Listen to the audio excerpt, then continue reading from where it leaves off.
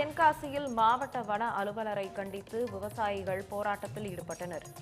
தென்காசியில் உள்ள கண்மாய்களை வனத்துறையினர் கையகப்படுத்துவதாக தகவல் வெளியானது. இதனை அறிந்த விவசாயிகள் மாவட்ட வன அலுவலரை கண்டித்து முற்றுகை ஆர்ப்பாட்டத்தில் ஈடுபட்டனர். அப்போது பேசிய அவர்கள், வனத்துறையிடம் கண்மாய்கள் ஒப்படைக்கப்பட்டால் தங்களது வாழ்வாதாரம் பாதிக்கப்படும் என தெரிவித்தனர். இந்த கண்மாய் என்பது காலங்காலமாக நாங்கள் பயன்படுத்தக்கூடிய ஒரு இடம். விவசாயிகளுடைய வாழ்வாதாரத்தோடு கிராமத்தினுடைய வாழ்வாதாரத்தோடு இருக்கக்கூடிய ஒண்ணு. அதை டிஎஃப்ஓ எந்த விவசாயிகளுக்கு நோட்டீஸ் கொடுக்காம நேரடியா டிபார்ட்மெண்ட்டை கூப்பிட்டு கையகப்படுத்துவோம்னு சொன்னா சர்வாதிகாரம் பண்றீங்களா? இங்க வந்து இது எங்களை பாதுகாக்க வேண்டிய அலுவலகமா இருக்கவே தவிர விவசாயிகளை வஞ்சிக்கக்கூடிய அலுவலகமாக இந்த டிஎஃப்ஓ வந்த பிறகு பயங்கரமான சர்வாதிகாரம் இங்க தலைவிரிச்சாடு. சர்வாதிகார மனப்பான்மையில ஒரு டிஎஃப்ஓ என்ன செய்ய முடியாது? இங்க இல்ல, எந்த மாவட்டத்திலையும் செயல்பட முடியாது.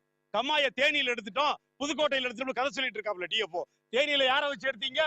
ஏடி சர்வேயை கூப்பிட்டு என்ன செஞ்சிருக்கீங்க? நீங்க எடுத்து வச்சிருக்கீங்க. அதனால கம்மாய் எடுக்க மாட்டோம்னு எழுதி கொடுக்கணும். எழுதி கொடுக்காம இங்கிறது நான் கிளம்ப